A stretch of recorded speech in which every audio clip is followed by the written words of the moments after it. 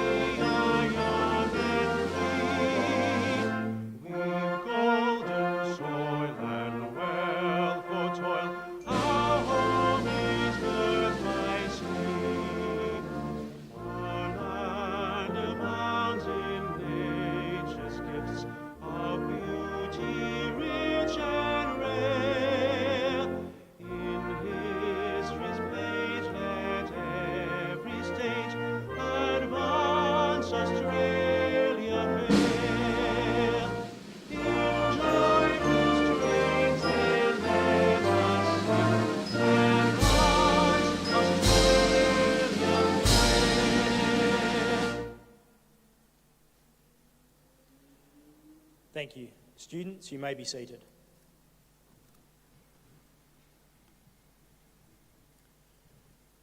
The Australian War Memorial was the vision of Charles Bean, Australia's first World War official historian.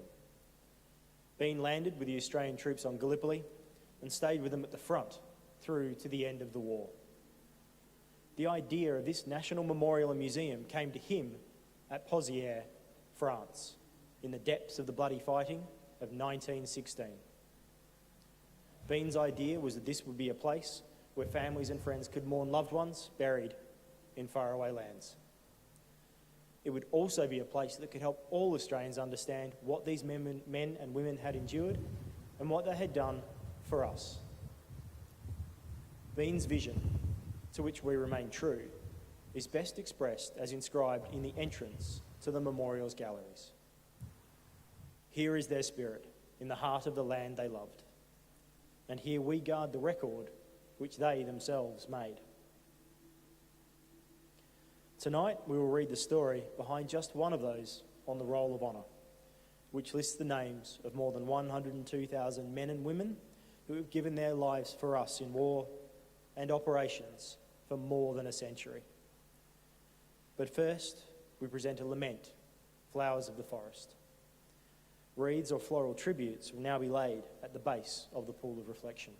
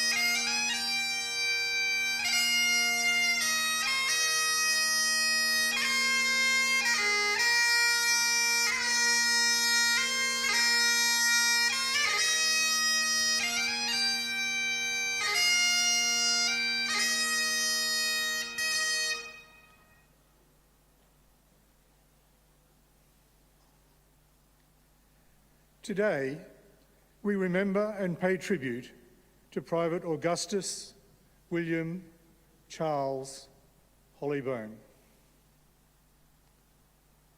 Augustus Hollibone was born in the Sydney suburb of Hurstville on the 16th of August 1905, the son of Harry and Maud Hollibone.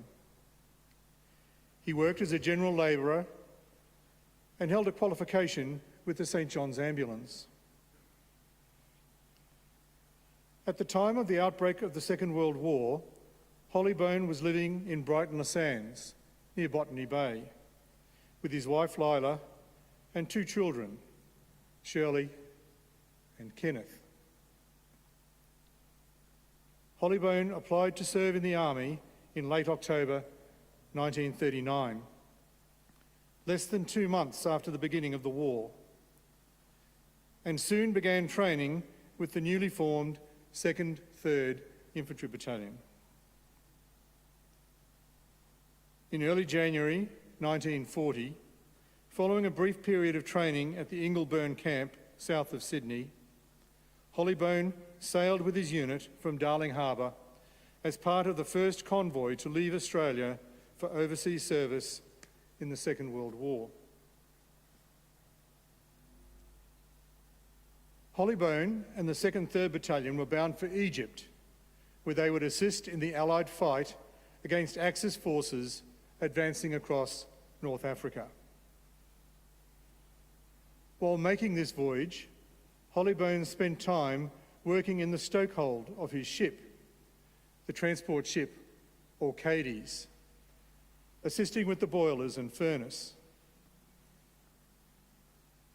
On about the 11th of February, Hollibone completed 3 hours of this strenuous work, but was very weak and dizzy, and was also suffering from severe pains to his back and limbs. On his ship's arrival in Egypt, he was rushed to hospital, where he received treatment. His condition deteriorated. He was exhausted and had slow and slurred speech. At 3 a.m.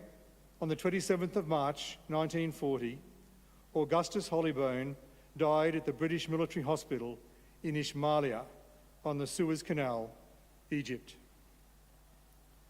A post-mortem showed that he had suffered a severe brain hemorrhage that affected the left side of his brain. He was 34 years old. He is buried at Ismailia War Memorial Cemetery, where over 290 casualties of the Second World War now lie. His grieving family left the inscription on his grave: "Dear Daddy, you are gone, but not forgotten. Mummy, Ken, and Shirley." His name is listed on the Roll of Honour on my left, among almost 40,000 Australians who died while serving in the Second World War. A photograph of his headstone is displayed today beside the pool of reflection.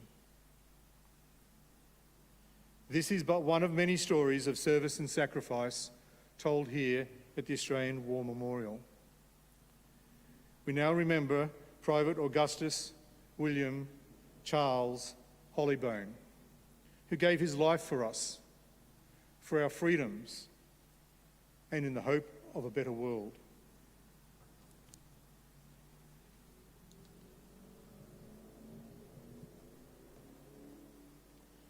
Please stand for the reading of the ode and the sounding of the last post.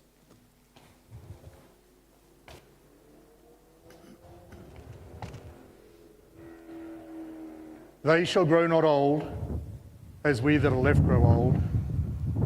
Age shall not weary them, nor the years condemn. At the going down of the sun, and in the morning, we will remember them. We will remember them.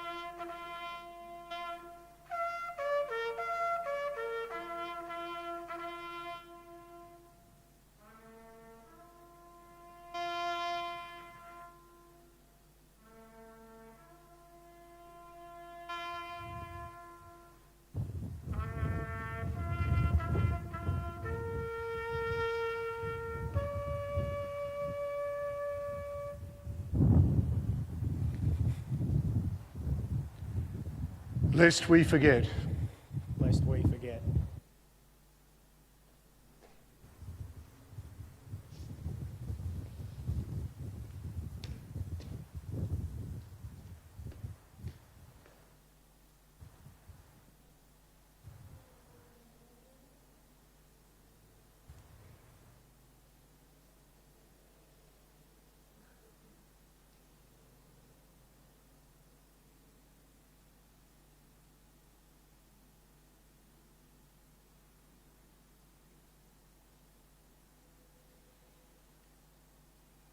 We leave you this evening with the words of the memorial's founder, Charles Bean.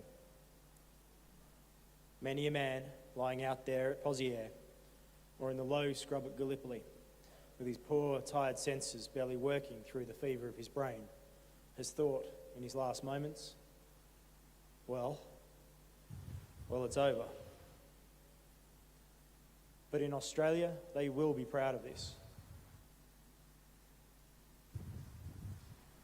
Ladies and gentlemen, girls and boys, that concludes the last post ceremony.